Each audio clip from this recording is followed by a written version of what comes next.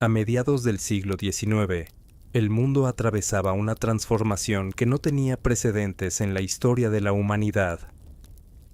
Las ciudades crecían de manera distinta a como lo habían hecho durante siglos. Ya no era el ritmo lento de la piedra y la madera lo que marcaba el tiempo, sino el pulso cadencioso de las máquinas de vapor, el chirrido del acero sobre los rieles y el movimiento constante de las fábricas que nunca se detenían del todo.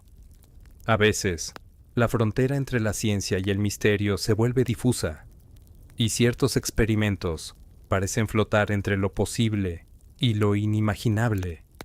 Hoy, nos adentraremos en la mente de Nikola Tesla, explorando sus teorías más extrañas y experimentos que desafiaron la lógica de su tiempo.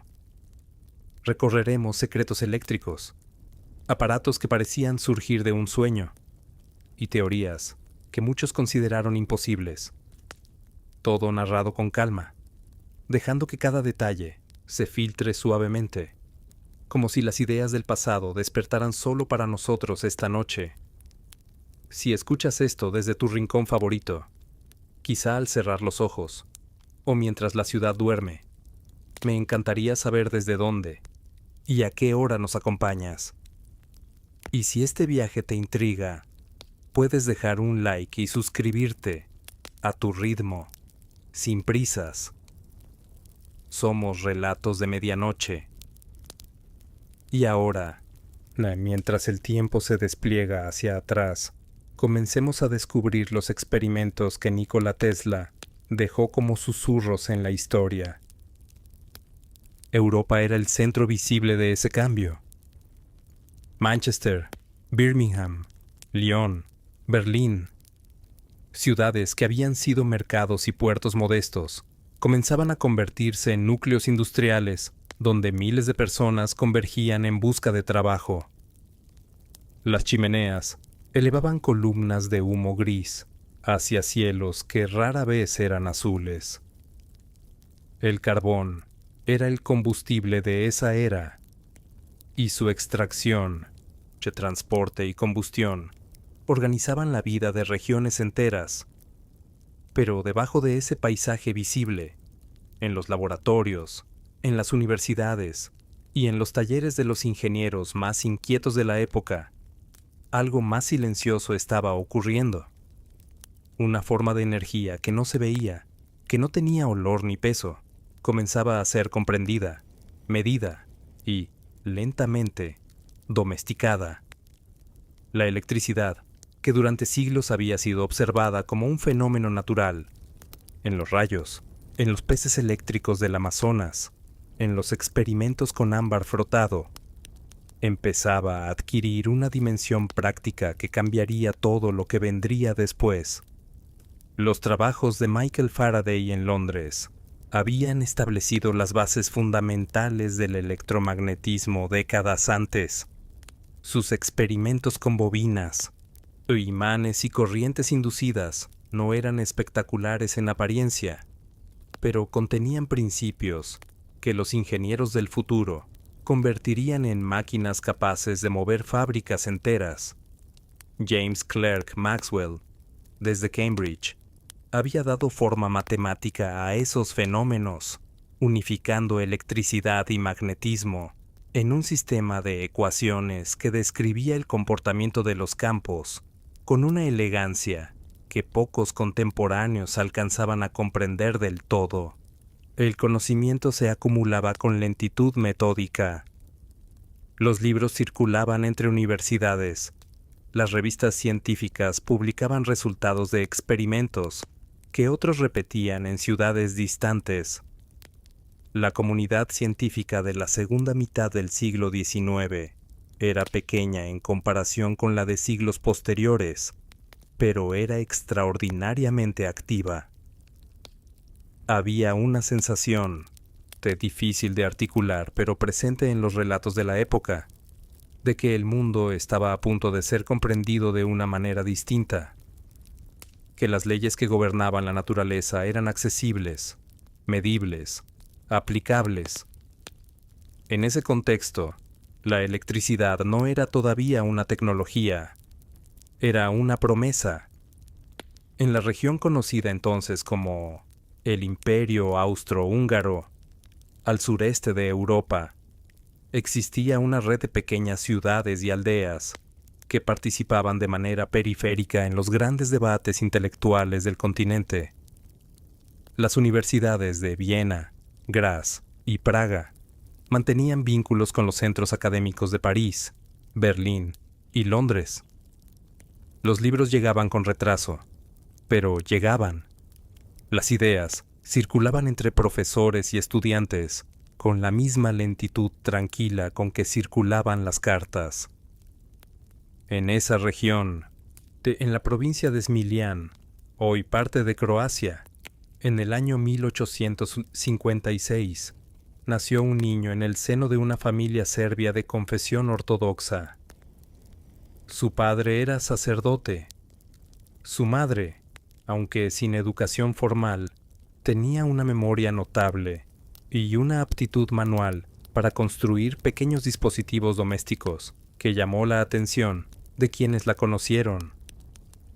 El hogar era modesto, ordenado, impregnado de la austeridad discreta que caracterizaba a las familias de clérigos rurales de la época. El niño se llamaba Nikola Tesla. Desde una edad temprana, Tesla mostró una disposición particular hacia la observación. No era la curiosidad impulsiva y ruidosa de algunos niños, sino algo más contenido, más metódico.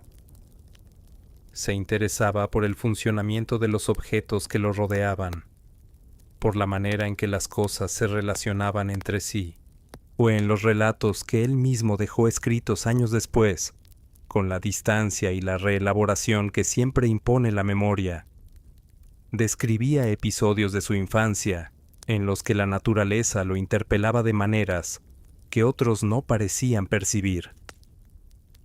Una tormenta eléctrica, la fricción de un gato doméstico, el movimiento del agua en un arroyo. Fenómenos ordinarios que en su mente adquirían una dimensión interrogativa. La región en la que creció era agrícola, tranquila, alejada de los centros del progreso tecnológico. Pero las escuelas del Imperio Austrohúngaro mantenían estándares académicos que permitían a los alumnos más capaces acceder a una formación rigurosa en matemáticas y ciencias naturales. Tesla fue uno de esos alumnos. En Karlovac, donde asistió a la escuela superior, tuvo contacto por primera vez con demostraciones de fenómenos eléctricos. Las descripciones que dejó de esos momentos sugieren que algo se asentó en su mente con una firmeza particular. No era únicamente fascinación, sino algo más parecido a un reconocimiento, como si aquellos fenómenos respondieran a preguntas que ya estaban formuladas de alguna manera en su interior. En 1875, Tesla ingresó en la Escuela Politécnica de Graz, en el actual territorio de Austria. Era una institución seria, comprometida con la ingeniería aplicada y con las ciencias exactas. El currículo incluía física, matemáticas, mecánica y las disciplinas emergentes que tenían que ver con la electricidad y el magnetismo. Los profesores eran hombres formados en la tradición académica centroeuropea, meticulosos y sistemáticos. Tesla era un estudiante intenso. Las crónicas de esos años, filtradas siempre a través del tamiz de la geografía posterior, lo describen como alguien capaz de concentrarse durante horas en un problema sin aparente esfuerzo externo, aunque internamente el proceso era de una exigencia considerable. Estudiaba idiomas con la misma aplicación con que estudiaba física. A lo largo de su vida llegaría a manejar con fluidez el serbio, el alemán, el checo, el francés, el inglés y el italiano, entre otras lenguas.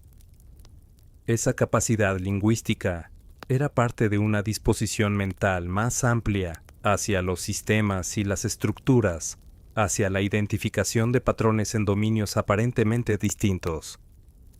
En Graz, Tesla tuvo contacto con una máquina que marcaría el curso de su pensamiento durante los años siguientes. Era una dinamo de corriente continua, un dispositivo que convertía el movimiento mecánico en electricidad. La máquina funcionaba, pero producía chispas en sus escobillas, los contactos deslizantes que transmitían la corriente. Y esas chispas representaban una pérdida de energía, una fricción física y eléctrica que a Tesla le resultaba perturbadora desde un punto de vista conceptual. El profesor que operaba la máquina explicó que ese era el precio de su funcionamiento.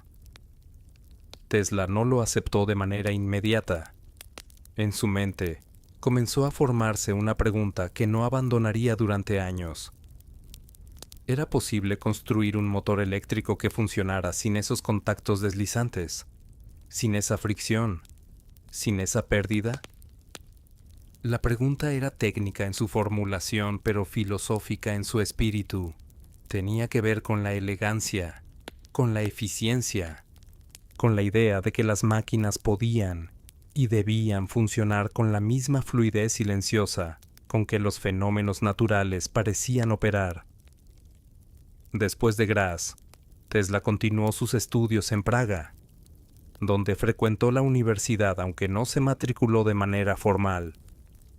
La ciudad era entonces uno de los centros intelectuales más activos del imperio, con una vida cultural rica y una comunidad académica conectada con los debates europeos del momento. Tesla vivía con economía, leía con amplitud y continuaba reflexionando sobre el problema del motor sin escobillas que había comenzado a obsesionarlo en Graz. En 1881, Tesla se trasladó a Budapest, donde trabajó brevemente en la Central Telefónica Americana, una empresa que estaba instalando la primera red telefónica de la ciudad. Era un trabajo técnico, de ingeniería aplicada, lejos de las grandes preguntas teóricas que ocupaban su mente en las horas libres.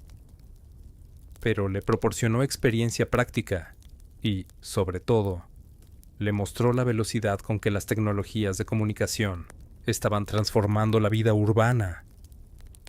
Fue en Budapest, durante una caminata al atardecer, en un parque de la ciudad, donde Tesla afirmó haber tenido la visión que cambió el rumbo de su trabajo. Caminaba con un amigo, recitando de memoria versos del Fausto de Goethe, una práctica que evidencia la naturaleza singular de su memoria y de su formación cultural, cuando, según sus propias palabras, la solución al problema del motor de inducción apareció en su mente con una claridad que él describió como una iluminación repentina. Lo que vio, o lo que creyó ver en ese momento, era el principio del campo magnético rotatorio. Si se aplicaban corrientes alternas desfasadas entre sí, a bobinas dispuestas en ángulo, el campo magnético resultante rotaría de manera continua, y ese campo rotatorio podría arrastrar un rotor sin necesidad de contacto físico alguno, sin escobillas, sin chispas, sin fricción eléctrica. La idea era elegante en su esencia, y era, en términos de ingeniería eléctrica, profundamente revolucionaria. Tesla no construyó el motor en ese momento. La idea era clara en su mente, pero la materialización requería recursos, taller y tiempo. Dibujó esquemas en la tierra del parque con un palo, según la versión que él mismo relató después, y continuó desarrollando el concepto de manera mental durante los meses siguientes. En 1882, se trasladó a París para trabajar en la compañía Continental Edison, y una de las empresas que estaba instalando sistemas de iluminación eléctrica por toda Europa, bajo la licencia y el diseño de Thomas Edison. Era un momento de expansión acelerada para esa industria. Las ciudades europeas comenzaban a electrificarse, y la demanda de ingenieros competentes era considerable. Tesla trabajó en París, y también fue enviado a Estrasburgo para reparar una central eléctrica defectuosa. Fue en Estrasburgo donde construyó por primera vez un modelo rudimentario de su motor de inducción. El dispositivo funcionó. La idea que había germinado en Budapest tenía ahora una forma física, una prueba de que el principio era correcto. Pero la compañía Continental Edison no tenía interés particular en la corriente alterna. Su negocio estaba construido sobre la corriente continua, sobre el sistema Edison. Tesla intentó presentar su invención a varios inversores potenciales en Francia sin éxito. El mercado no estaba preparado, o quizás la presentación no era la adecuada, o simplemente el momento no era propicio. Con escasos recursos y una idea que no encontraba acogida en Europa, Tesla tomó la decisión de cruzar el Atlántico. En junio de 1884, Tesla llegó a Nueva York.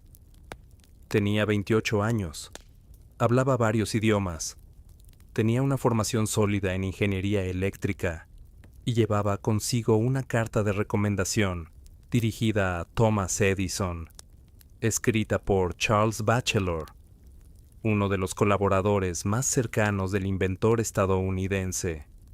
La carta, según se ha citado con frecuencia aunque sin verificación documental definitiva, habría dicho algo en el sentido de que Edison tenía ante sí a un hombre extraordinario. Nueva York en 1884 era una ciudad en transformación. Las redes de iluminación eléctrica comenzaban a extenderse por Manhattan, y la compañía Edison Electric Illuminating Company era una de las fuerzas que impulsaban ese proceso.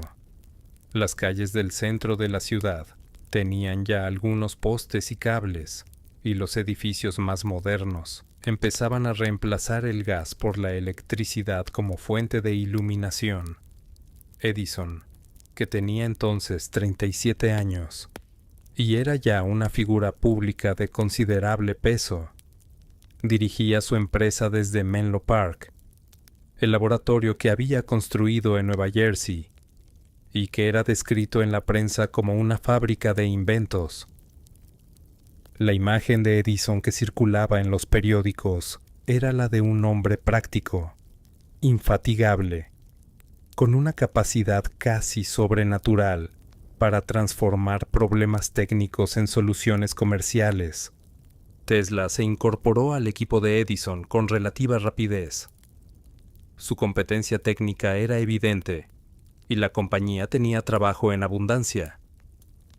Los sistemas de corriente continua instalados por Edison requerían mantenimiento constante, ajustes y mejoras. Las dínamos eran máquinas complejas que se averiaban con cierta frecuencia, y alguien con la capacidad analítica de Tesla era un recurso valioso. La relación entre ambos fue funcional durante un periodo breve. Eran hombres de temperamentos y métodos muy distintos. Edison trabajaba por acumulación, por ensayo y error repetido, con una energía que dependía más de la persistencia que de la intuición conceptual. Tesla, por el contrario, tenía un proceso más interno, más visualizador, que tendía a llegar a las soluciones a través de la elaboración mental, antes de materializarlas físicamente. Había también diferencias de fondo sobre la naturaleza de la electricidad que resultaría útil para el transporte y la distribución de energía. Edison había construido su sistema sobre la corriente continua, y tenía razones técnicas y comerciales para defenderlo. Tesla estaba convencido de que la corriente alterna era técnicamente superior para la transmisión a distancia. Esa divergencia no era únicamente técnica, era una diferencia de visión sobre el futuro de la industria eléctrica. Para comprender la vida de Tesla en esos años, es necesario comprender que era un laboratorio eléctrico en la década de 1880. No era el espacio aséptico y ordenado que la palabra laboratorio evoca en la imaginación contemporánea. Era un lugar de trabajo intenso, a menudo desordenado, lleno de cables, bobinas, baterías, pues herramientas e instrumentos de medición que en muchos casos eran fabricados en el propio taller. Los laboratorios de Edison en Menlo Park habían establecido un modelo que otros intentarían imitar, un espacio dotado de recursos suficientes para experimentar de manera sistemática, con un equipo de técnicos capaces de traducir las ideas del inventor en prototipos funcionales. Edison no trabajaba solo. Tenía a su alrededor un grupo de hombres que compartían la carga de experimentación, que probaban variantes, que registraban resultados y que mantenían el taller en funcionamiento. Tesla, en esos primeros años en Nueva York, no tenía laboratorio propio. Trabajaba en los espacios que la compañía Edison ponía a su disposición, con los recursos que la empresa destinaba a sus proyectos. Era una posición de dependencia que le resultaba limitante, pero que también le proporcionaba acceso a herramientas y a una infraestructura que no habría podido costear de otra manera. Los talleres de la época tenían una atmósfera que difícilmente se reconstruye con exactitud desde la distancia histórica. Olían a aceite de maquinaria, a metal caliente, a goma quemada. El ruido de las dínamos en funcionamiento era constante, un zumbido grave que se mezclaba con el golpeteo de los martillos y el chirrido de las herramientas de corte. La iluminación era irregular. Algunas zonas bien iluminadas por los propios sistemas eléctricos que se estaban probando, otras en penumbra. En esos espacios, Tesla desarrolló hábitos de trabajo que mantendría a lo largo de su vida. Tendía a trabajar durante largas horas continuas, con una concentración que sus contemporáneos describían como intensa pero serena. No era el inventor nervioso e impulsivo de las representaciones populares. Era metódico en su propia manera, aunque su método era distinto al de Edison. Para entender la importancia de lo que Tesla estaba desarrollando, es necesario comprender las limitaciones técnicas del sistema de corriente continua que Edison había construido. La corriente continua, como su nombre indica, fluye en una sola dirección de manera constante. Es el tipo de corriente que producen las baterías, el tipo que Edison usaba en sus sistemas de iluminación. Para ese uso específico, iluminar un edificio, un bloque, una manzana, funcionaba razonablemente bien, siempre que la fuente de energía estuviera suficientemente cerca. El problema era la distancia. La corriente continua sufría pérdidas considerables al ser transmitida por cables de longitud significativa. La resistencia del cable convertía parte de la energía eléctrica en calor, y esa pérdida aumentaba con la distancia. Para alimentar a consumidores situados a varios kilómetros de la fuente, sería necesario instalar centrales de generación cada pocos kilómetros, una infraestructura que resultaba cara, compleja y difícil de escalar. Edison era consciente de esta limitación, pero confiaba en que podría ser resuelta mediante mejoras incrementales en los materiales y en el diseño de los generadores. Su estrategia comercial estaba orientada a ciudades densas, donde la distancia entre la central y los consumidores era pequeña. Manhattan era el modelo ideal para ese sistema. La corriente alterna funcionaba de manera distinta. Que en la corriente alterna, la dirección del flujo eléctrico se invierte a una frecuencia determinada, típicamente 50 o 60 veces por segundo, en los sistemas que se adoptarían después. Esa característica, que podría parecer un inconveniente, tenía en realidad una ventaja técnica fundamental. La corriente alterna podía ser transformada con relativa facilidad de un voltaje a otro, usando dispositivos llamados transformadores. Esa posibilidad de transformar el voltaje era clave para la transmisión a distancia.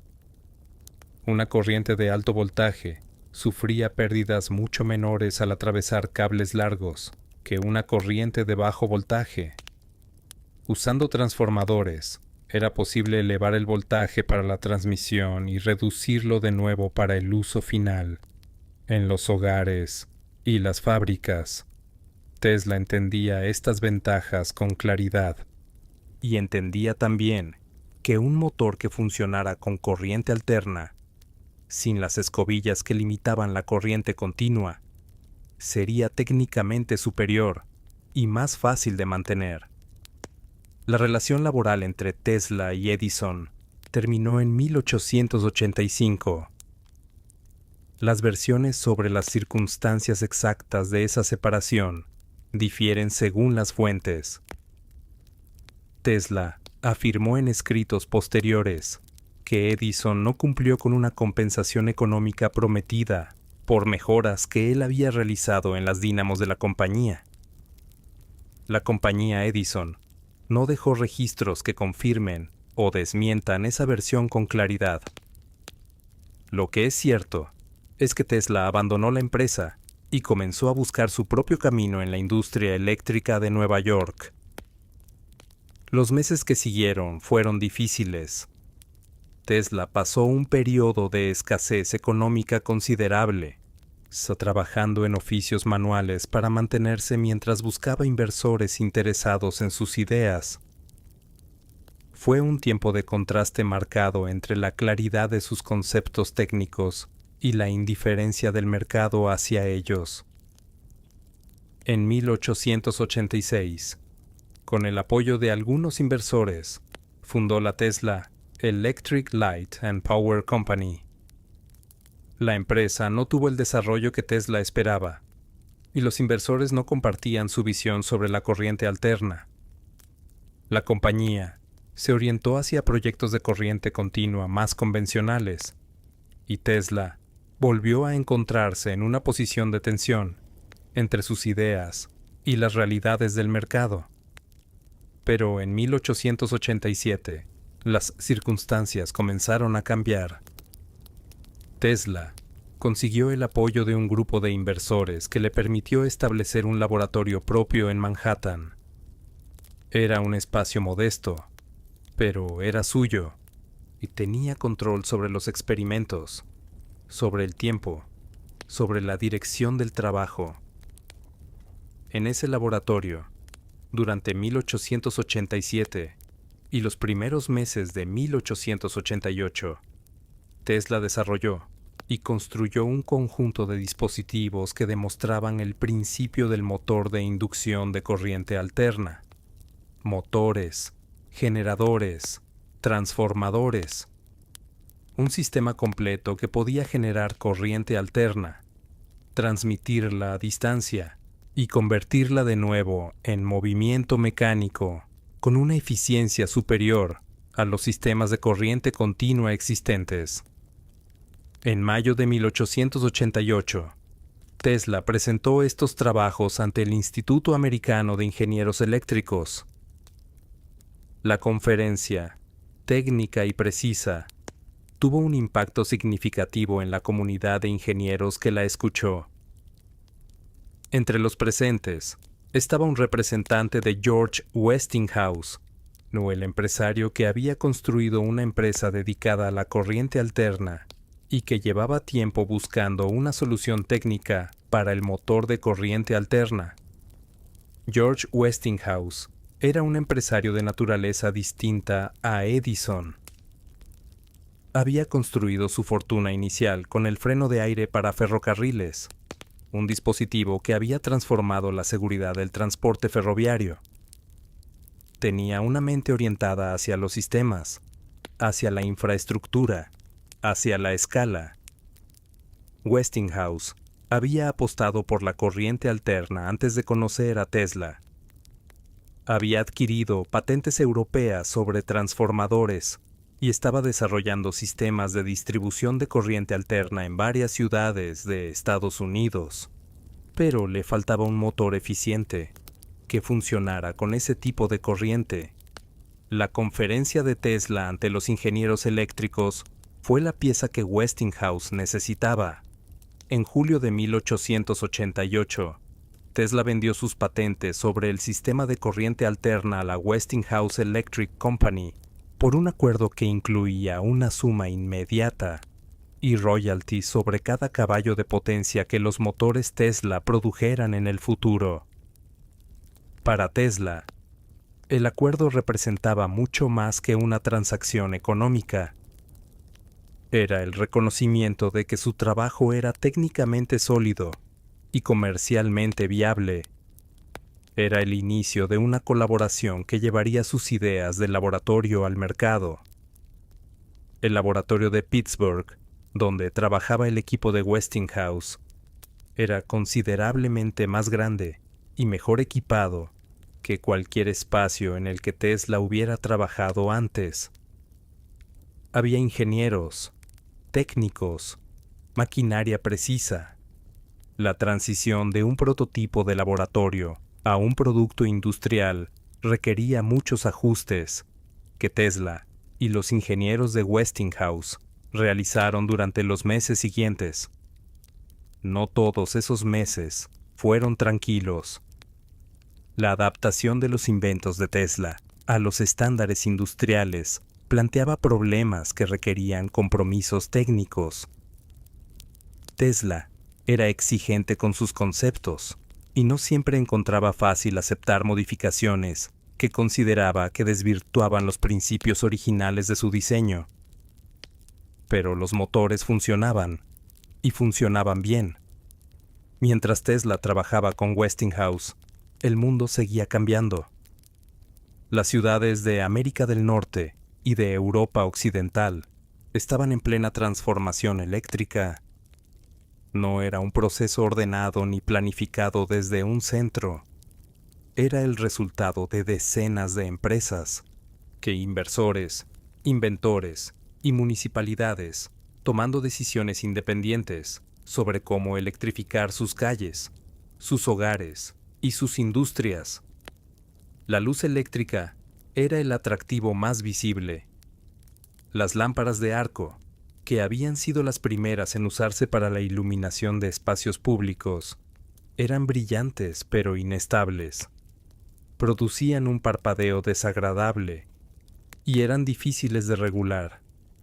La lámpara incandescente de Edison, que había alcanzado su forma práctica en 1879, después de meses de experimentación, era más suave, más controlable, más adecuada para interiores.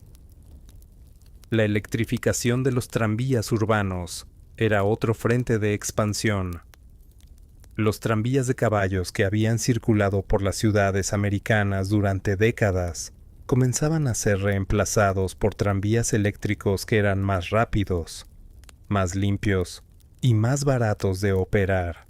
Que las redes de tranvía eléctrico se extendieron por docenas de ciudades entre 1880 y 1895, reorganizando la geografía urbana y los patrones de desplazamiento de millones de personas. Las fábricas también se electrificaban, aunque el proceso era más gradual. El vapor seguía siendo la fuente de energía dominante en la industria, pero los motores eléctricos comenzaban a aparecer en aplicaciones donde su control preciso era ventajoso. La imprenta, la industria textil, los talleres de maquinaria de precisión. En ese paisaje de expansión eléctrica acelerada, el debate técnico entre corriente continua y corriente alterna no era únicamente una cuestión de ingeniería, era también una cuestión de negocios, de patentes, de infraestructura ya instalada y de dinero comprometido. Pero Edison tenía centrales de corriente continua funcionando en varias ciudades americanas. Westinghouse respaldado por las patentes de Tesla, estaba instalando sistemas de corriente alterna en otras. La elección del sistema que terminaría por imponerse tendría consecuencias económicas enormes para ambas empresas. Tesla vivía entonces en hoteles de Manhattan. Era una existencia peculiar para un inventor, sin hogar propio en sentido estricto, sin familia cercana en América, con su vida social organizada alrededor del trabajo y de las pocas relaciones personales que cultivaba. Los hoteles de lujo de Manhattan eran su entorno habitual en los años de mayor actividad profesional, no por ostentación, sino por la comodidad funcional que proporcionaban a alguien que valoraba el orden y la eficiencia por encima del arraigo doméstico. Nueva York, de finales del siglo XIX, era una ciudad de contrastes extremos. En el mismo espacio urbano, convivían la riqueza de los industriales y banqueros que financiaban la expansión económica americana y la pobreza de los trabajadores inmigrantes que hacían funcionar las fábricas y construían los edificios. Las avenidas principales tenían aceras de piedra, iluminación eléctrica incipiente y tiendas de lujo. A pocas manzanas, los barrios del Lower East Side eran densos, ruidosos y oscuros. Tesla frecuentaba los círculos intelectuales y sociales de la ciudad con una selectividad característica. Era un conversador interesante, leído y culto, pero reservado en lo que se refería a sus proyectos en curso. Tenía una presencia física notable. Era alto, delgado, de movimientos cuidadosos, y una memoria que impresionaba a quienes lo conocían. Era capaz de recitar largos fragmentos de textos literarios, de realizar cálculos mentales complejos y de describir con precisión experimentos realizados años antes. Sus hábitos alimentarios eran peculiares para los estándares de la época. Tendía hacia la abstinencia, hacia la simplicidad, con una aversión a la carne que se acentuó con los años. Era meticuloso en sus rituales cotidianos, en la manera de disponer los objetos a su alrededor, en la precisión con que organizaba el tiempo de trabajo. Esas características, que sus contemporáneos observaban con una mezcla de admiración y perplejidad, eran en parte el reflejo de una mente que funcionaba mejor en entornos controlados. No, el laboratorio era su espacio natural, el lugar donde las ideas tomaban forma y donde el mundo exterior, con su ruido y sus demandas, se reducía a la proporción manejable de un problema técnico. El trabajo experimental en electricidad en la década de 1880 requería una combinación de habilidades que no era común encontrar en una sola persona. Se necesitaba comprensión matemática de los fenómenos electromagnéticos, capacidad para diseñar y construir dispositivos físicos, habilidad para medir con los instrumentos disponibles y paciencia para repetir experimentos, variando un parámetro a la vez. Los instrumentos de medición de la época eran precisos dentro de sus limitaciones, pero exigían un uso cuidadoso. Los galvanómetros medían corrientes pequeñas, con una sensibilidad notable, pero eran delicados y requerían calibración constante. Los voltímetros y amperímetros disponibles eran menos fiables que sus equivalentes modernos. La frecuencia de la corriente alterna se medía con métodos mecánicos que tenían sus propias imprecisiones. Tesla desarrolló la práctica de visualizar los experimentos en su mente antes de construirlos físicamente. En sus escritos, describía un proceso en el que podía imaginar el funcionamiento de una máquina con suficiente detalle como para identificar problemas potenciales antes de gastar tiempo y recursos en construirla. Si el experimento mental funcionaba, procedía a la construcción. sino revisaba el diseño. Este método no era una excentricidad personal. Era una forma de trabajo que respondía a las condiciones reales del laboratorio. Los materiales eran caros, el tiempo era limitado y los errores de diseño se pagaban en recursos. La capacidad de reducir el número de prototipos fallidos a través de una elaboración mental más rigurosa era una ventaja práctica real. Los colaboradores que trabajaron con Tesla en diferentes momentos de su carrera describían una experiencia de trabajo que era exigente pero estimulante. Tesla era preciso en sus instrucciones, claro en sus expectativas y capaz de explicar los principios subyacentes de sus diseños con una claridad que facilitaba la comprensión. No era un inventor que guardara celosamente los secretos de su método, pero tenía dificultades para aceptar compromisos que consideraba que traicionaban la integridad técnica de sus conceptos. Hacia el final de la década de 1880, el sistema de corriente alterna que Tesla había desarrollado y que Westinghouse estaba comercializando comenzaba a demostrar sus ventajas en condiciones reales de operación. Las instalaciones que Westinghouse había construido en varias ciudades americanas funcionaban con una regularidad que desmentía los argumentos de quienes habían cuestionado la fiabilidad de la corriente alterna. Los transformadores, que eran el componente clave que hacía posible la transmisión a larga distancia, se habían refinado considerablemente desde los primeros prototipos europeos que Westinghouse había adquirido. El diseño de los núcleos magnéticos, la disposición de los devanados y los materiales usados en el aislamiento habían mejorado hasta el punto de que las pérdidas de energía en la transformación eran lo suficientemente pequeñas como para hacer el sistema comercialmente viable. El motor de inducción de Tesla era el complemento necesario para ese sistema. Un sistema de corriente alterna que pudiera generar, transmitir y distribuir energía eléctrica, pero que no tuviera un motor eficiente para convertirla en trabajo mecánico, estaba incompleto desde el punto de vista industrial. Los motores de corriente alterna de Tesla cerraban ese círculo. La combinación de transformadores para la transmisión y motores de inducción para el uso final creaba un sistema técnicamente coherente y económicamente eficiente. Una central de generación de gran tamaño podía alimentar a consumidores distribuidos en un radio de decenas de kilómetros, reduciendo enormemente el costo de la infraestructura de distribución en comparación con el sistema de corriente continua. Para los ingenieros que comprendían las implicaciones técnicas de ese sistema, era evidente que representaba el futuro de la distribución de energía eléctrica.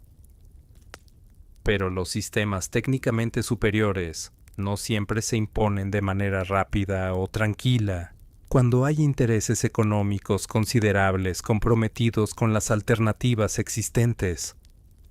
La denominación que la historia popular ha dado al conflicto entre los partidarios de la corriente continua y los de la corriente alterna, la guerra de las corrientes, tiende a dramatizar lo que fue, en realidad, un proceso complejo y multidimensional de competencia industrial, debate técnico y maniobras comerciales. Edison, que había construido su sistema de corriente continua con una inversión considerable y que tenía centrales funcionando en Manhattan y en otras ciudades americanas, tenía razones prácticas para defender ese sistema. Pero había también una dimensión más profunda en su resistencia a la corriente alterna. Genuinamente creía, o afirmaba creer, que el alto voltaje necesario para la transmisión a larga distancia de corriente alterna era peligroso para el público en general, Ese argumento de seguridad fue el núcleo de la campaña que la empresa Edison y sus aliados desarrollaron contra la corriente alterna. Los experimentos de electrocución realizados por Harold Brown, quien usó corriente alterna de Westinghouse en demostraciones públicas para mostrar su letalidad, eran parte de esa campaña. La adopción de la silla eléctrica, que usaba corriente alterna, para las ejecuciones en el estado de Nueva York, fue otro episodio de ese proceso, en el que la asociación entre la corriente alterna y la muerte se construía de manera deliberada en la opinión pública. Tesla respondió a esos argumentos de manera práctica y espectacular.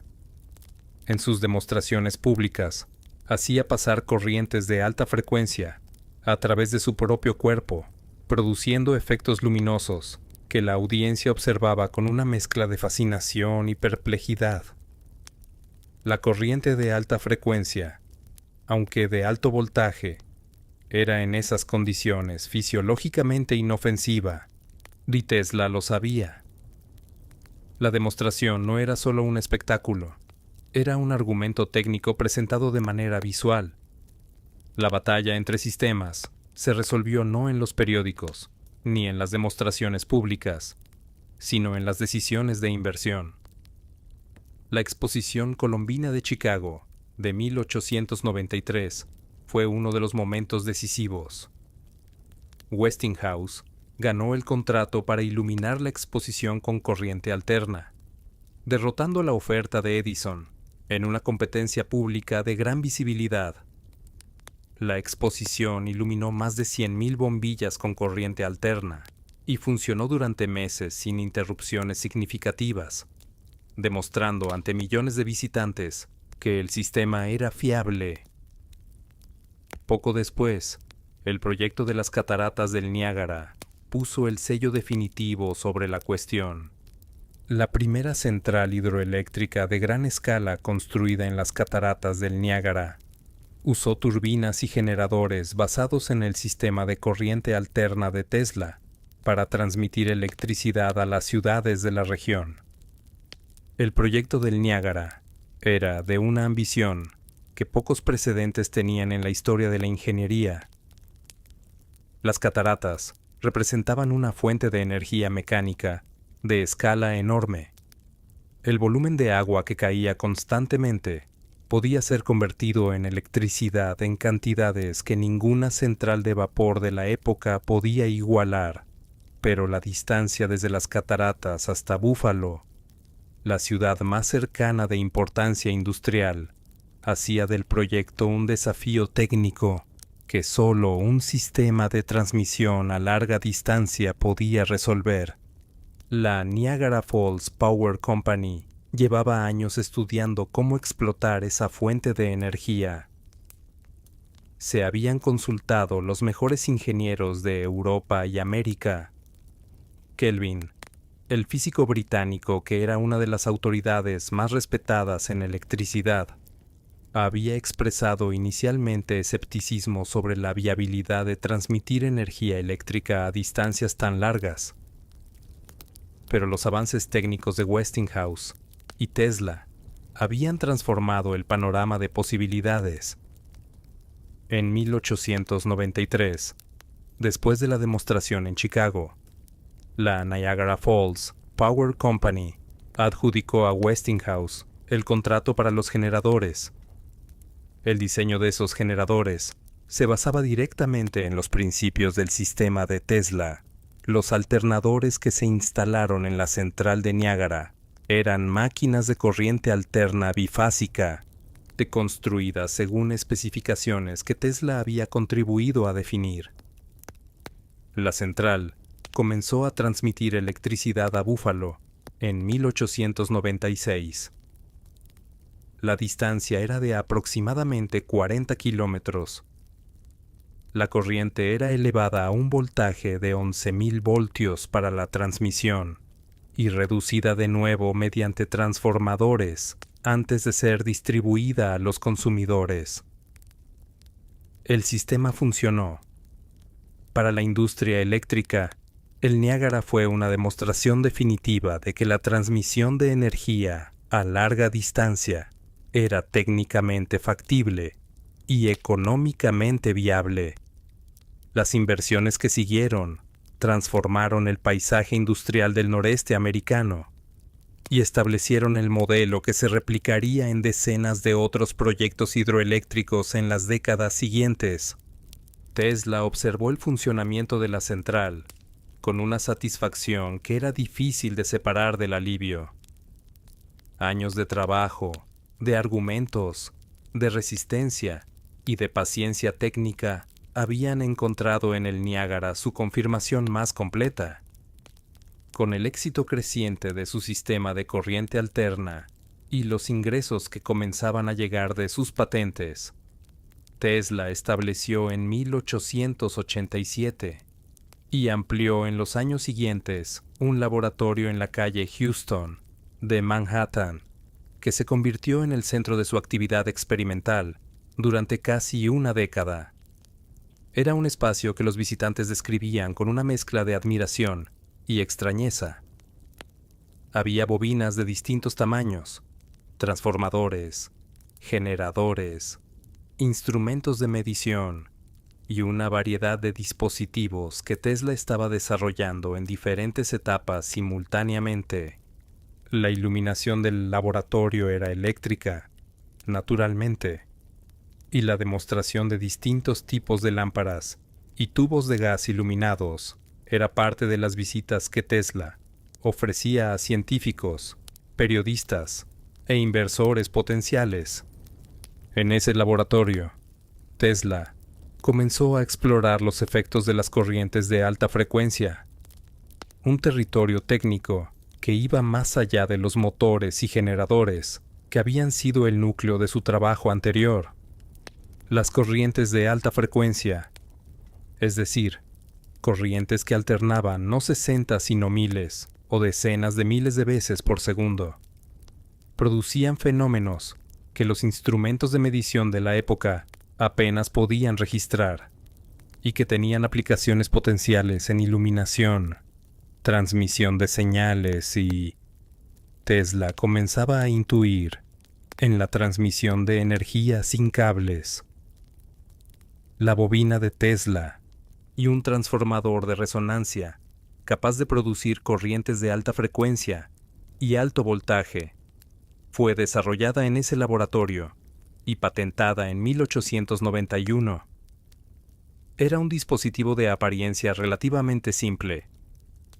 2 bobinas concéntricas, una primaria y una secundaria, ajustadas para resonar a la misma frecuencia, pero de comportamiento que resultaba espectacular incluso para quienes conocían sus principios técnicos.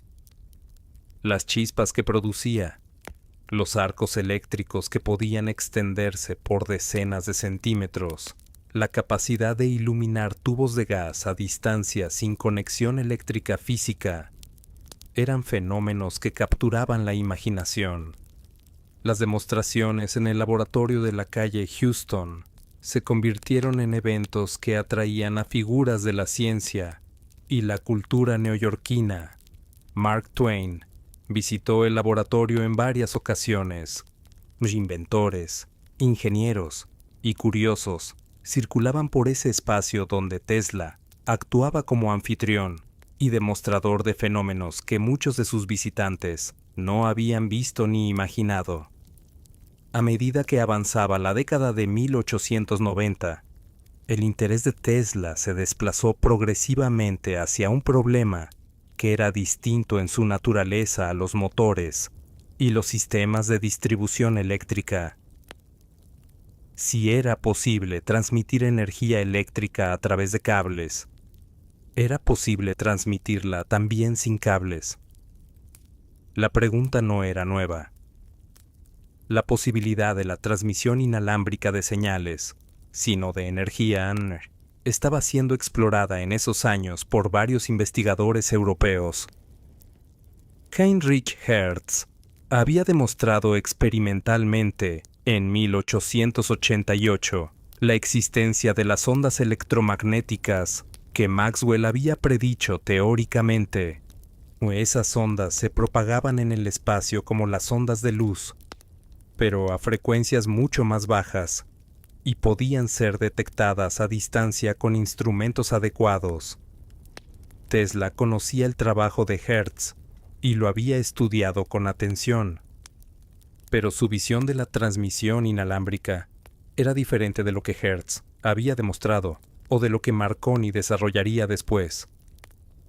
Tesla no estaba pensando principalmente en la transmisión de señales, de información, de mensajes, sino en la transmisión de energía, en la posibilidad de enviar potencia eléctrica útil a través del espacio sin infraestructura de cables. Su concepto se basaba en una propiedad de la Tierra que él consideraba fundamental. La Tierra era un conductor, o más precisamente, la combinación de la superficie terrestre y la ionosfera, la capa superior de la atmósfera. Y aunque Tesla no usaba ese término, que no existía todavía, formaba una cavidad resonante en la que podían propagarse ondas electromagnéticas de baja frecuencia. Si era posible excitar esa cavidad resonante a la frecuencia adecuada, y si era posible construir receptores que extrajesen energía de esas oscilaciones, entonces en principio sería posible distribuir energía eléctrica a cualquier punto del planeta. Era una visión de gran escala y era, en términos de la tecnología disponible en la década de 1890, enormemente ambiciosa. En marzo de 1895, un incendio destruyó el laboratorio de la calle Houston. Las causas exactas del incendio no se determinaron con certeza. El resultado fue la pérdida de años de trabajo experimental, equipos, registros, prototipos en distintas etapas de desarrollo. Para Tesla, que había invertido su tiempo y sus recursos en ese espacio, la pérdida fue considerable. El periodo que siguió al incendio fue de reconstrucción. Tesla estableció un nuevo laboratorio en Manhattan, pero el ritmo de trabajo se vio inevitablemente perturbado. Las patentes y los ingresos continuaban llegando, pero el impulso experimental se había interrumpido de manera brusca. A finales de la década, Tesla buscaba un lugar donde pudiera realizar experimentos con transmisión inalámbrica a una escala que los laboratorios urbanos no permitían. Necesitaba espacio, aislamiento y la posibilidad de construir antenas de gran tamaño sin las restricciones de un entorno densamente construido. Colorado Springs, en las llanuras elevadas al pie de las montañas rocosas, fue el lugar elegido. A una altitud considerable, con una atmósfera relativamente seca y con el espacio necesario para sus experimentos, Tesla estableció allí un laboratorio temporal en 1899. El laboratorio de Colorado Springs era diferente a todo lo que Tesla había construido antes. El edificio principal albergaba una bobina de resonancia de dimensiones inusuales. El conductor resonante en la parte superior podía producir chispas de varios metros de longitud, y los experimentos que Tesla realizó durante los meses que pasó allí abarcaban frecuencias y potencias que estaban en el límite de lo que la tecnología de la época permitía medir. Los cuadernos de Colorado Springs, que sobrevivieron y fueron publicados décadas después de la muerte de Tesla, documentan experimentos realizados con una meticulosidad que contrasta con la naturaleza espectacular de los fenómenos descritos: mediciones de capacitancia, frecuencias de resonancia, observaciones sobre la propagación de ondas en el suelo y en la atmósfera. Tesla estaba construyendo una base experimental para una idea que todavía no tenía una forma completamente definida. Durante esos meses, Tesla también registró observaciones que interpretó como señales de origen extraterrestre, perturbaciones rítmicas en sus instrumentos de detección que no correspondían a las interferencias conocidas de la época. Esta interpretación, que Tesla mencionó en escritos posteriores, fue recibida con escepticismo por la comunidad científica. Las explicaciones más probables para esas perturbaciones eran de origen atmosférico o ionosférico.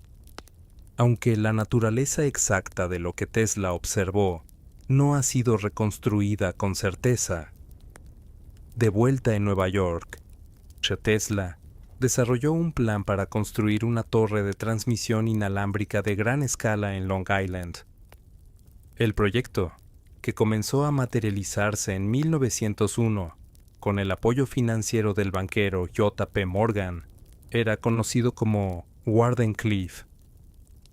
La torre de Wardenclyffe era una estructura de acero de unos 57 metros de altura, coronada por una cúpula de cobre hemisférica, con un sistema de pilares de cobre que penetraban profundamente en el suelo para establecer contacto con las capas conductoras terrestres.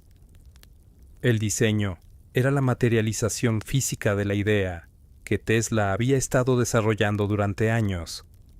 La Tierra como conductor global, la ionosfera como retorno del circuito y la torre como el transmisor que excitaría el sistema. Morgan había financiado el proyecto con la comprensión de que se trataba de un sistema de comunicaciones inalámbricas, competidor del telégrafo transatlántico que otros estaban desarrollando. Cuando Morgan comenzó a comprender que la ambición de Tesla era más vasta, no únicamente la transmisión de señales, sino la distribución global de energía, la relación se tensó. En 1901, Guglielmo Marconi transmitió con éxito una señal inalámbrica a través del Atlántico, entre Cornualles y Terranova. El logro de Marconi, que usaba tecnología que Tesla consideraba, no sin razones técnicas, derivada de sus propias patentes, recibió una atención pública enorme. La prioridad de Marconi en la transmisión transatlántica fue reconocida de manera amplia, y el mercado que Tesla esperaba desarrollar comenzó a estrecharse. Morgan retiró su apoyo financiero al proyecto de Wardenclyffe en 1903. Sin ese financiamiento, la construcción no pudo completarse. La torre quedó en un estado de semiconstrucción durante años, sin cumplir nunca la función para la que había sido diseñada. Wardenclyffe representó para Tesla una derrota que fue más allá de la económica. Era el proyecto en el que había puesto su visión más ambiciosa, la síntesis de años de trabajo sobre la transmisión inalámbrica y la distribución global de energía. Su fracaso no significaba que los principios técnicos fueran erróneos. Muchos de ellos eran correctos, sino que la tecnología disponible, la financiación necesaria y el momento histórico no coincidían con la escala de la visión. En los años que siguieron al abandono de Wardenclyffe, Tesla continuó trabajando, pero en condiciones económicas y de reconocimiento que eran considerablemente más modestas que las del periodo de mayor actividad. Sus patentes generaban todavía algunos ingresos, pero no con la regularidad ni la abundancia del periodo Westinghouse. Se instaló en el Hotel New Yorker, en Manhattan, donde viviría hasta el final de su vida. Era un entorno muy distinto al laboratorio, pero Tesla mantenía la disciplina intelectual y los hábitos de pensamiento que habían definido su carrera. Continuaba escribiendo, reflexionando sobre problemas técnicos y publicando artículos en revistas científicas y en la prensa general. Su imagen pública en esos años era la de un inventor excéntrico, cuyas visiones grandiosas no siempre encontraban la concreción práctica que hubiera necesitado para imponerse en el mercado. Había algo en la percepción pública de Tesla que oscilaba entre el genio reconocido y el visionario incomprendido, una tensión que él mismo alimentaba con declaraciones sobre proyectos futuros que rara vez se materializaban en la forma que sus anuncios sugerían. Sus hábitos sociales continuaron siendo selectivos. Tenía pocos amigos íntimos, aunque mantenía correspondencia con científicos y escritores de varios países.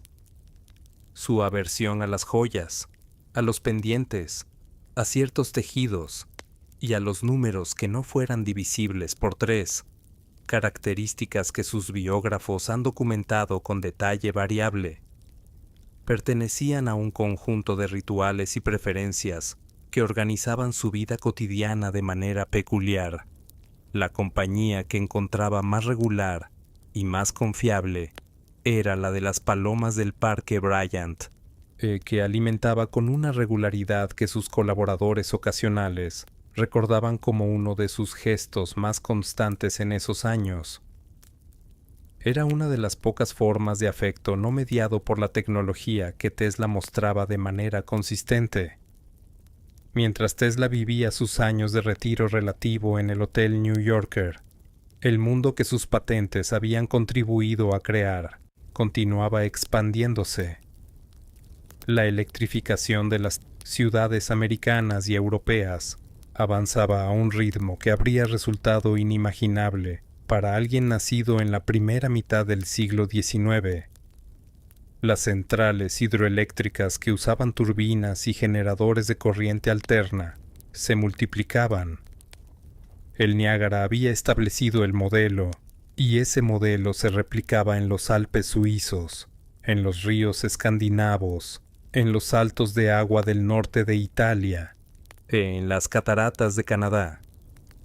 La geografía energética del mundo industrial se estaba reorganizando alrededor de esas fuentes de energía limpia y renovable, aunque ese vocabulario pertenecía al futuro, que la tecnología de la corriente alterna hacía accesibles. Los motores de inducción, cuyo principio Tesla había visualizado en el Parque de Budapest 2 décadas antes, impulsaban ahora fábricas, talleres, bombas de agua, tranvías, elevadores.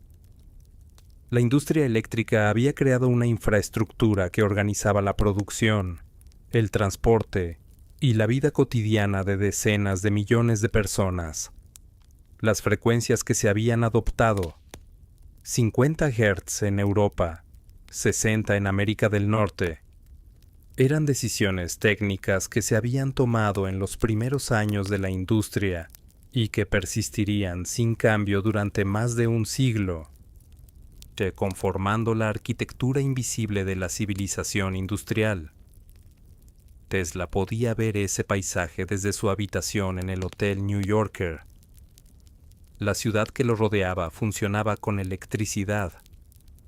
Las luces que iluminaban las calles, los motores que impulsaban los ascensores del hotel, los sistemas de calefacción eléctrica que comenzaban a aparecer en los edificios modernos. Todo ello dependía de principios que él había ayudado a establecer. La relación de Tesla con la comunidad científica formal fue siempre compleja. Era un ingeniero de formación, no un físico en el sentido académico del término, y su trabajo era fundamentalmente experimental y aplicado. Pero sus reflexiones sobre la naturaleza de la energía, sobre la propagación de las ondas electromagnéticas y sobre la relación entre la Tierra y la ionosfera, tocaban territorios que pertenecían a la física teórica tanto como a la ingeniería práctica. En los años de mayor actividad, la comunidad científica lo reconocía con una admiración que tenía matices. Sus contribuciones técnicas eran indiscutibles.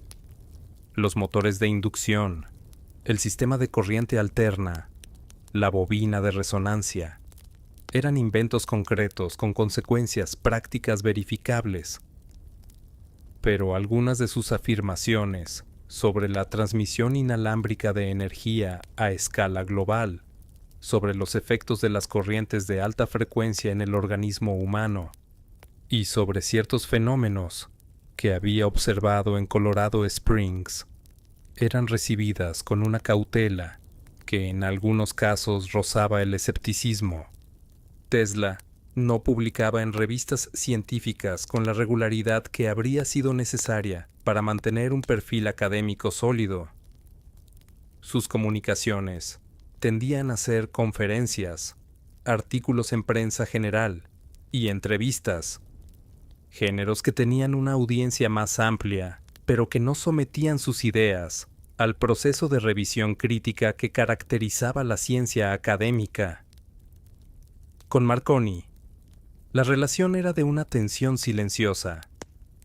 Tesla creía que el sistema de telegrafía inalámbrica que Marconi había desarrollado infringía sus patentes, y los tribunales americanos le darían la razón en 1943, meses después de su muerte, al reconocer la prioridad de Tesla en varios aspectos fundamentales de la tecnología de radio.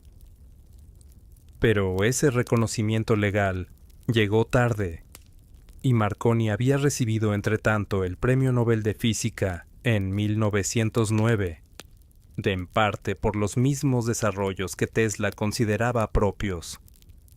La figura pública de Tesla comenzó a transformarse ya durante su vida.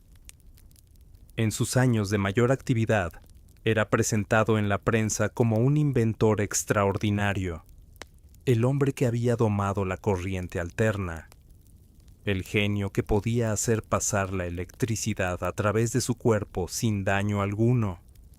Las demostraciones en su laboratorio habían alimentado una imagen que combinaba la competencia técnica con un elemento de lo inexplicable, de lo que parecía ir más allá de lo ordinario.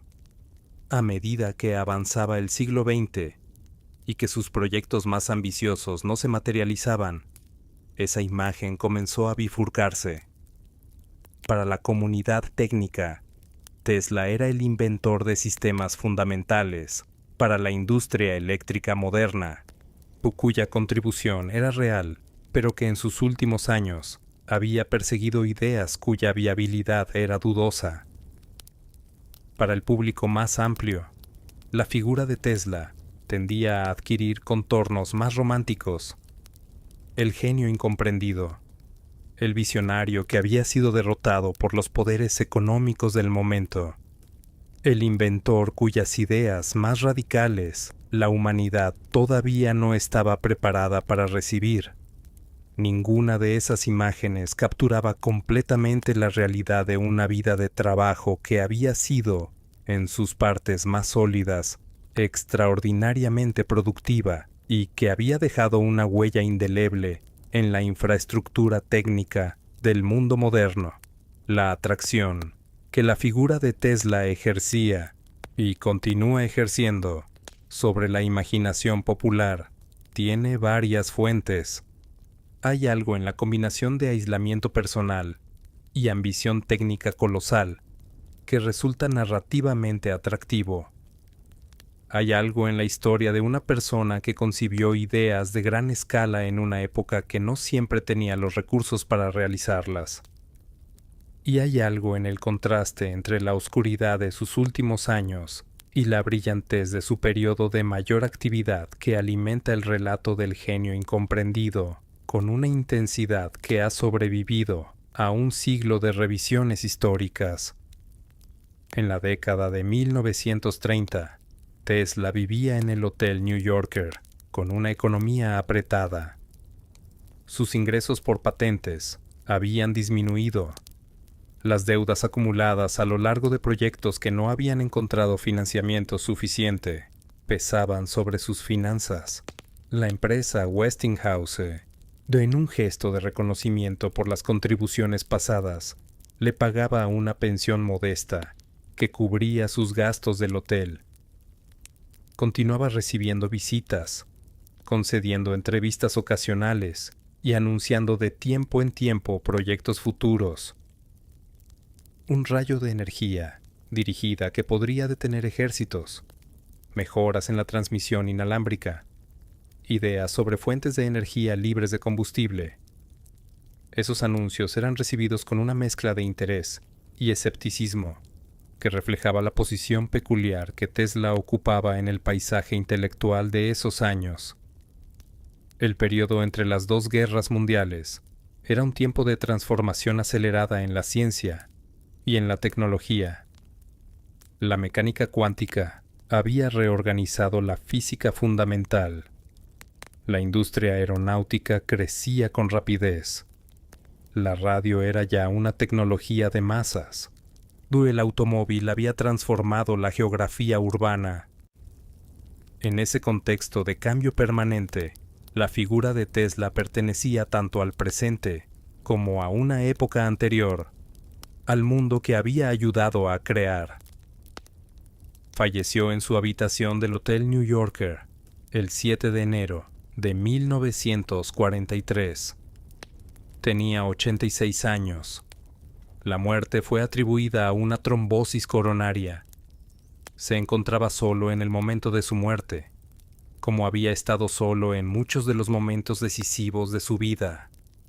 Las autoridades americanas confiscaron sus papeles poco después de su muerte, en parte por las preguntas que circulaban sobre los proyectos en los que había estado trabajando en sus últimos años. Esos papeles fueron posteriormente devueltos y forman parte de los archivos disponibles para la investigación histórica. La evaluación del legado técnico de Tesla requiere separar varias capas que en la narrativa popular tienden a confundirse. Las contribuciones que forman parte del consenso histórico son sólidas y significativas. El sistema de corriente alterna polifásica, el motor de inducción, el transformador resonante, son invenciones que tuvieron consecuencias directas y mensurables en el desarrollo de la industria eléctrica. Los sistemas de distribución de energía eléctrica que funcionan en todo el mundo en el siglo XXI son herederos directos de los principios que Tesla estableció en la década de 1880. La bobina de Tesla y los principios de resonancia electromagnética que exploró en sus trabajos de alta frecuencia influyeron en el desarrollo posterior de la radio. Aunque la atribución de prioridades en ese campo sigue siendo un territorio de debate histórico, la decisión de la Corte Suprema de los Estados Unidos de 1943, que reconoció algunas patentes de Tesla sobre sistemas de radio, fue un reconocimiento legal de esa influencia, aunque llegó en un contexto histórico particular y no resuelve de manera definitiva todas las preguntas sobre prioridades. Los proyectos más ambiciosos de Tesla, la transmisión inalámbrica de energía a escala global, el sistema Wardenclyffe, permanecen en una categoría distinta.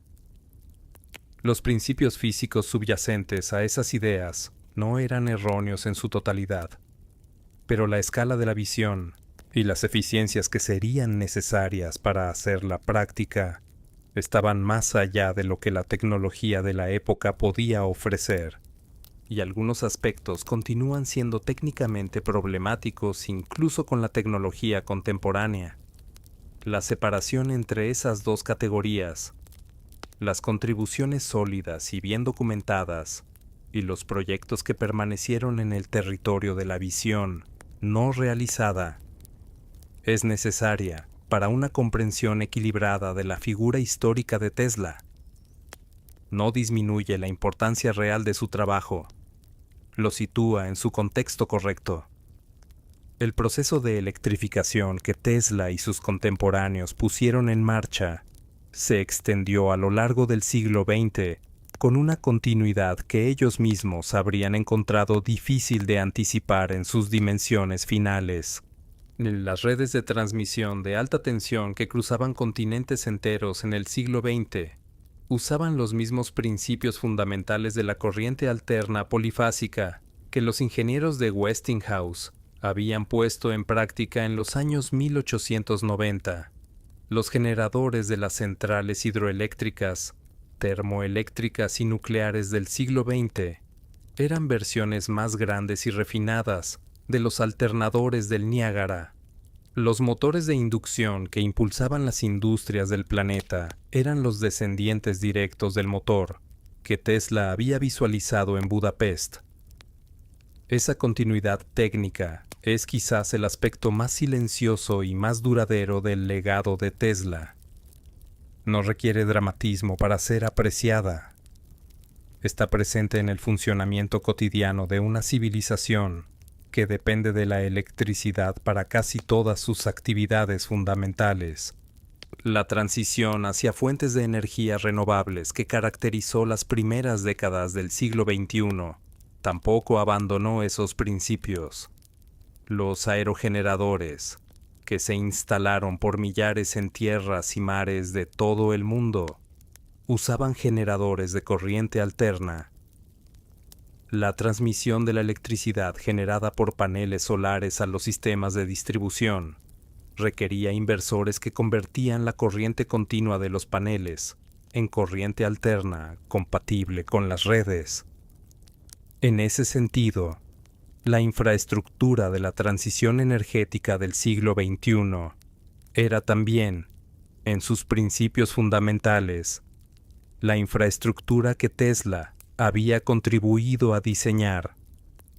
A lo largo de las décadas que siguieron a su muerte, la figura de Tesla fue objeto de una atención creciente que superó con amplitud los círculos de la historia de la tecnología.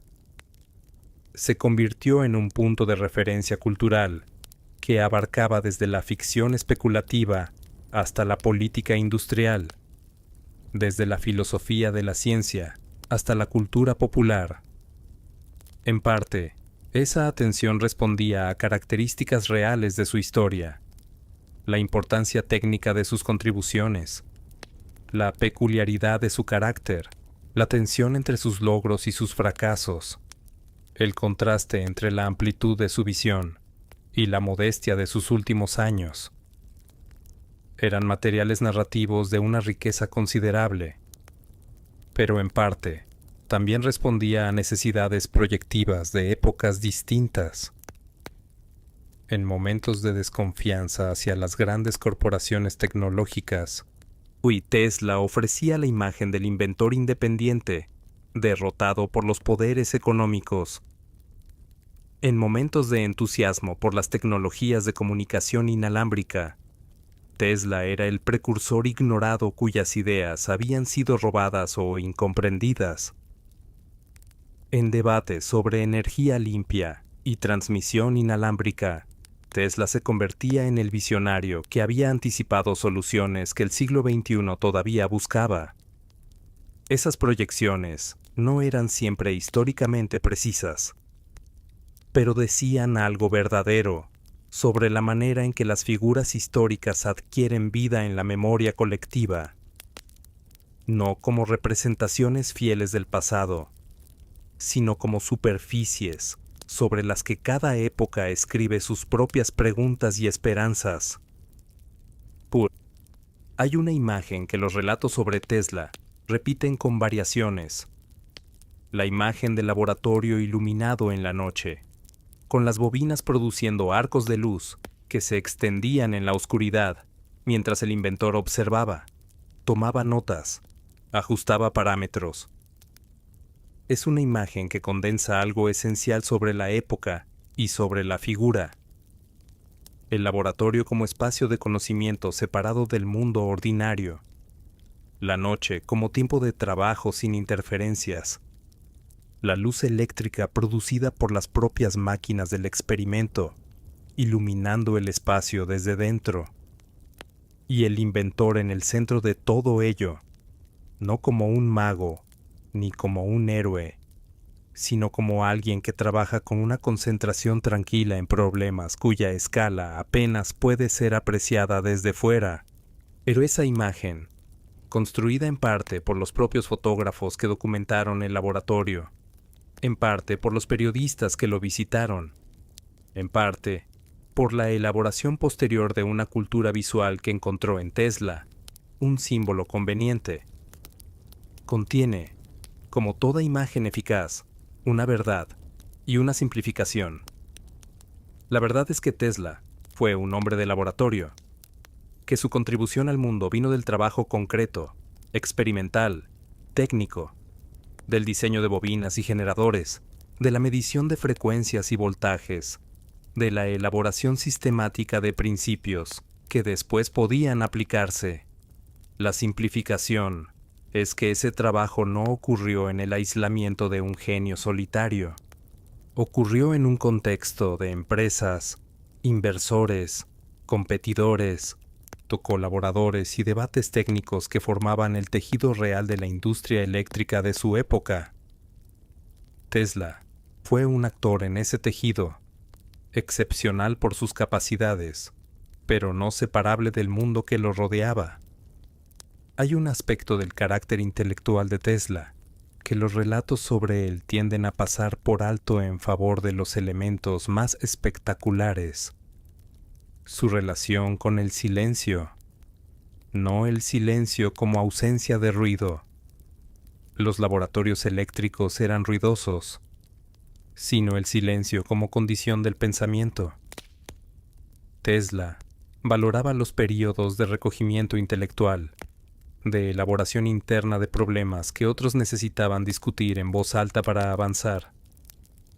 Sus procesos de diseño eran en gran medida silenciosos, interiores, y dependientes de una capacidad de visualización que él mismo describía como un espacio mental privado, donde los objetos podían ser construidos, probados y modificados antes de existir físicamente. Esa disposición tenía ventajas prácticas en el trabajo de invención, como se ha señalado, pero también definía la manera en que Tesla se relacionaba con el mundo, con una distancia que no era frialdad, sino la distancia de alguien cuya vida interior era suficientemente rica como para no necesitar constantemente el estímulo exterior. Los hábitos que sus contemporáneos observaban, la exactitud en las rutinas, la selectividad social, los rituales con los números, pueden entenderse en parte como la expresión externa de una mente que tenía una relación particular con el orden y el control. Un laboratorio es, en su esencia, y un espacio de control. Las variables se aíslan, los parámetros se definen, los resultados se miden. Hay algo en la psicología del experimentador que busca en el mundo físico la misma claridad y precisión que solo puede encontrarse en condiciones controladas. La historia de Tesla no termina de manera dramática ni triunfal. Termina con la lentitud tranquila de una vida que ha tenido su periodo de máxima intensidad y que continúa después en un ritmo más quieto. En el Hotel New Yorker, durante los últimos años, Tesla seguía siendo el mismo hombre que había llegado a Nueva York décadas antes, meticuloso, reservado, con una inteligencia que no había perdido su agudeza, aunque sus proyectos ya no encontraban el apoyo económico que habría necesitado. Alimentaba a las palomas del Parque Bryant, recibía visitas esporádicas de admiradores y periodistas. Pensaba sobre problemas que quizás nadie más pensaba de la misma manera. La ciudad que lo rodeaba funcionaba con electricidad. Cada motor, cada luz, cada sistema de transmisión que operaba en ese paisaje urbano era el descendiente técnico de ideas que él había contribuido a formular. Esa herencia no necesitaba reconocimiento público para ser real. Era parte de la infraestructura invisible sobre la que la vida moderna se apoyaba sin pensarlo. Los cuadernos de Colorado Springs, las patentes archivadas, los artículos publicados a lo largo de décadas, las memorias escritas en sus últimos años activos. Todo ello constituía un registro de trabajo que el tiempo iría evaluando con la lentitud característica con que la historia distingue lo duradero de lo transitorio, y la corriente que circulaba por los cables de la ciudad seguía siendo corriente alterna. Seguía alternando a 60 ciclos por segundo, la frecuencia que los ingenieros de la industria eléctrica americana habían adoptado en los primeros años de la electrificación. Ese pulso invisible, que ningún habitante de la ciudad percibía conscientemente, era quizás la forma más persistente y más silenciosa en que el trabajo de Tesla continuaba presente en el mundo. No como monumento, no como nombre en un edificio, sino como un principio técnico incorporado en la infraestructura de una civilización que lo usaba sin necesitar recordar de dónde venía.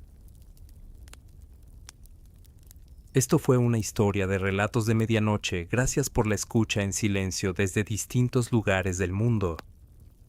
En los comentarios pueden dejarnos desde qué ciudad o país acompañan estas historias y también compartir sugerencias sobre futuros episodios, personajes, civilizaciones, acontecimientos o épocas que merezcan ser exploradas en próximos relatos.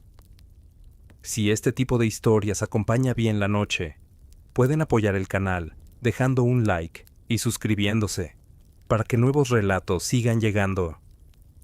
Leemos atentos todos los mensajes. Poco a poco se va formando una pequeña comunidad que disfruta aprender historia de manera tranquila, pausada y casi hipnótica. Gracias por acompañar este viaje a través del pasado. Nos encontramos en la próxima historia.